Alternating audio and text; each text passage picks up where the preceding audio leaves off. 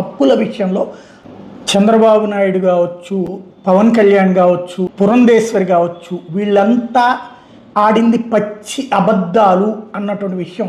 అప్పుల విషయంలో ఆంధ్ర ప్రజల్ని మోసం చేశారు అన్నది మనం చెప్పట్లేదు.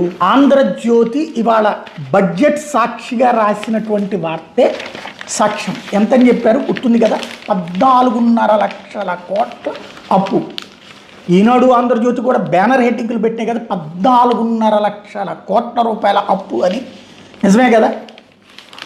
సరే, ఇప్పుడు ఆంధ్రజ్యోతి రాసుకొచ్చినటువంటిది అప్పుల భారమే అన్నటువంటి వార్త చూడండి.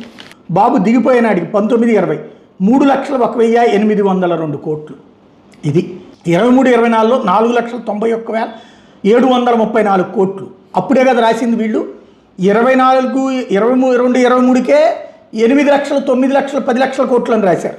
తర్వాత 14 లక్షల కోట్లు అన్నది పురంధేశ్వరి చివరిలో మాట్లాడింది. ఇప్పుడు 24-25 టైంకి, 23-24 టైంకి.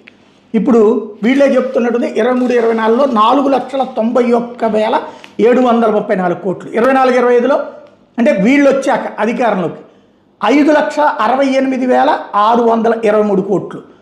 25-26లో ఇప్పుడు అంచనా 6,35,177 కోట్లు. ఇది రేపు మార్చి నాటికి.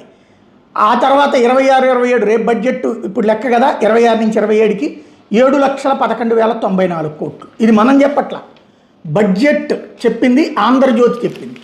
14.5 లక్షల కోట్లు ఏమైపోయినాయి? మరి ఎవరిని మోసం చేశారు? ఎవరు మోసం చేశారు ప్రజల్ని? పచ్చి దగా కదా తెలుగు ప్రజల్ని, దేశ విదేశాల్లో ఉన్నటువంటి మొత్తం ప్రజల్ని, తెలుగు ప్రజలందరినీ పచ్చి దగా చేశారు కదా. ఆ పచ్చి అబద్ధాలు కదా ఇక్కడ ఈ అప్పుల అబద్ధాలు. మరి ప్రజలకి అర్థమవుతాయా అంటే, ఇప్పటికీ తెలుగుదేశాన్ని నమ్మేటటువంటి వాళ్ళు లేదు అప్పుడు 14.5 తీసుకున్నాడు, ఇప్పుడు ఎందుకు తగ్గి చూపించారంటే అంటారు అనమాట. అది స్పెషల్.